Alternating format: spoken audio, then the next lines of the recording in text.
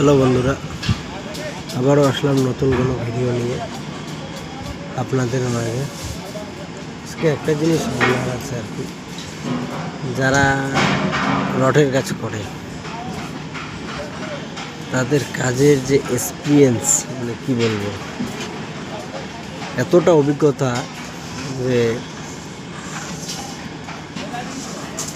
এতটা অভিজ্ঞতার মধ্যে তারা কাজ করে, অভিজ্ঞতা নিয়ে স্পিড তাদের কাজের যে কেউ ফেল হয়ে যাবে।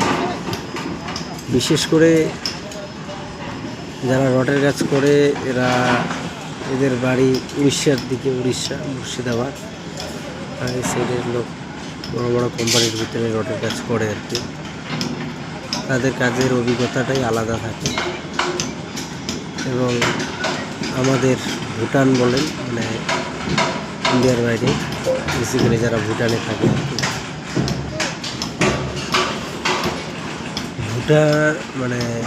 ভুটানে কিছুই না, ভুটানের ভিতর রডের কাজ নাই বললেও চলে।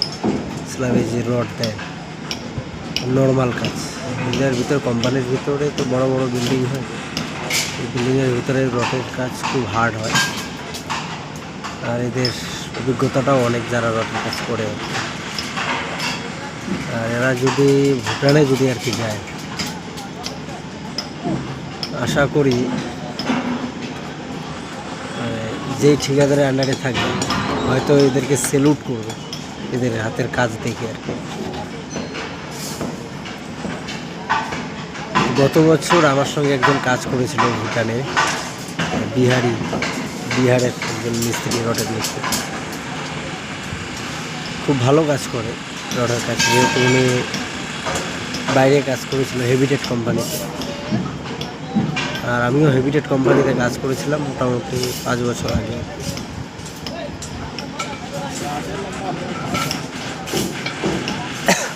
আর আমরা তো মাইমন বোর্ডের কাজ করি আর কি।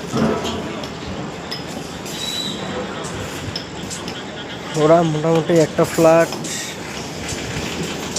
10 জন মানুষ, একটা ফ্ল্যাট হাফ ডেতে রডের কাজ শেষ করে দেয়।